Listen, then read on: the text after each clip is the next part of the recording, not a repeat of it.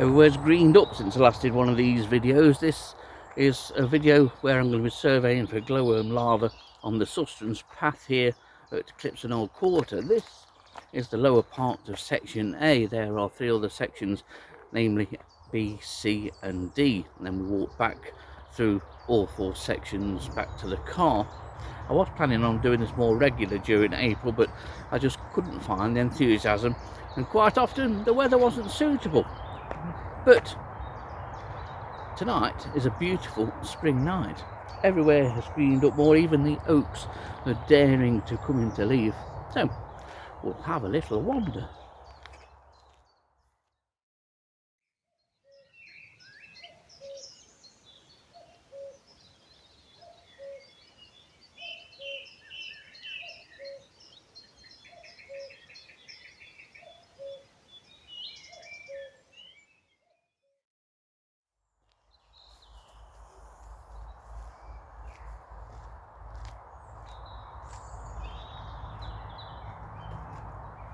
Well, there's lots of Glomerus marginata, the pill millipede on the path.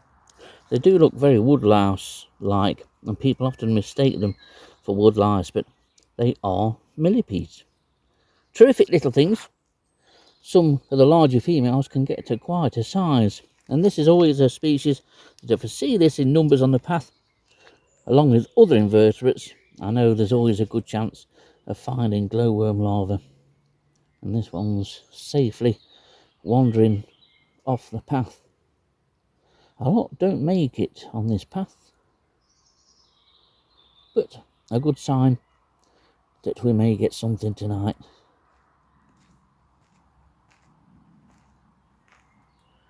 One thing's for certain, since I last came up here and did one of these videos, this place has continued to improve.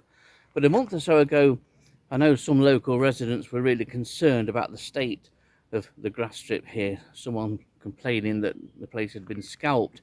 It was cut low, but it's been purposely cut low for the last couple of years to eradicate the scrub that was here and had developed for a number of years.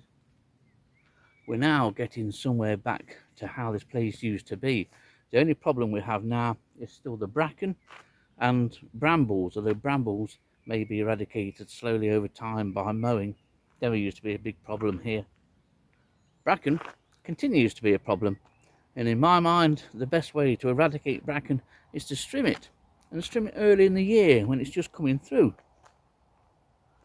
No herbicides to be used here, please.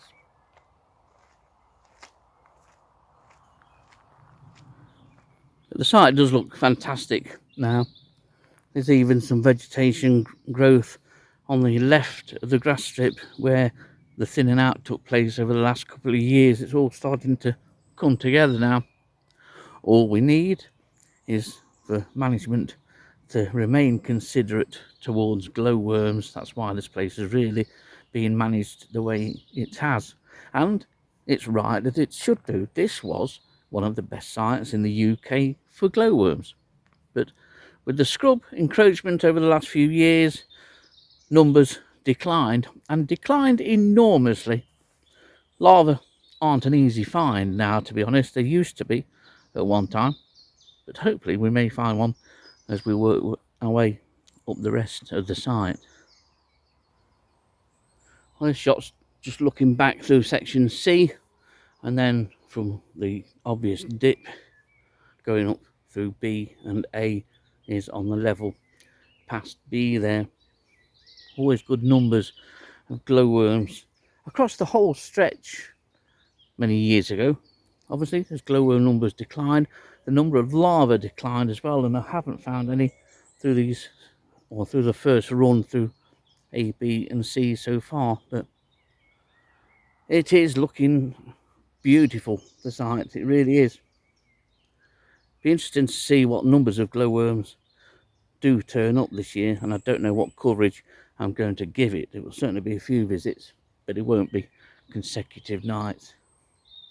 But the whole place just looks great, as does section D, which we're now looking up. This was always the most profitable section for both adult glowworms and larvae too, and this was a more heathland like strip of grass, and further up there the darker patches that you can see in the grass are stands of heather which grew over the years. They've got out of hand to me and they needed a good cut and starting again. But that sort of middle third and top third of section D always held good numbers of glowworms. Our largest count in the whole of the grass strip, I remember one night, was 101, and I think we'd had 100 the night before. That was the best year. I can't remember what year it was. It might have been 2014, somewhere around there, or maybe 2012. But what a few nights recording we had. I can't see those days ever coming back, to be honest. I really can't. At least not in my lifetime.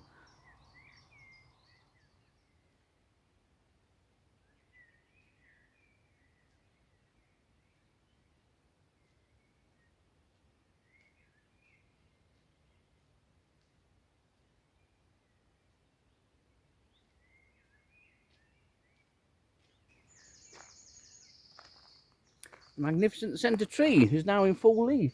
That one there. It's just the red oaks and the sweet chestnuts which are still lagging behind, but with continued fair weather they'll soon catch up and everywhere will be clothed in green again. But no glowworm larvae even through section D, and that's not entirely surprising. Peak larval numbers, Dillis and I always found out, were usually in the second half of April. Once you got into like the first week, we're almost at the end of the first week of May, numbers dropped off, and that was usually because most larvae had found a pupation site and were in or beginning the lengthy process of pupation. It always seemed to take a long time for the larva to go from being a larva and turning into a pupa.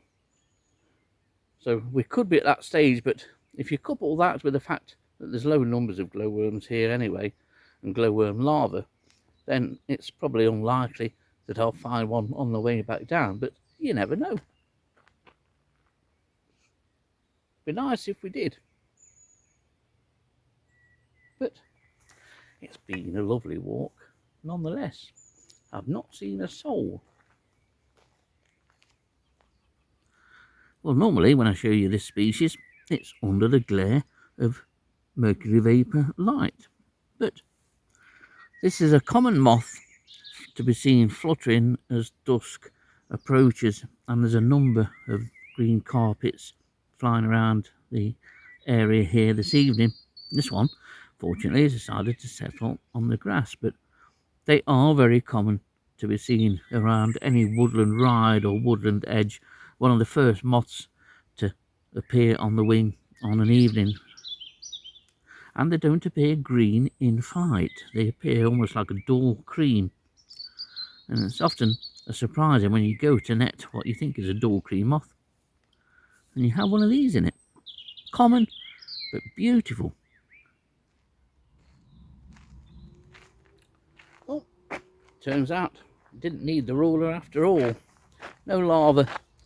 I suppose not a real surprise, to be honest, but hopefully they're all in pupation mode, although there shouldn't be, because it's a long sort of period of emergence for glowworms, often from late May right through to the middle of July in some years.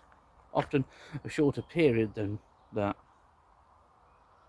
So, last little bit of section A to walk through. Doubtful that there'll be any glowworm larvae in there. And then it's home.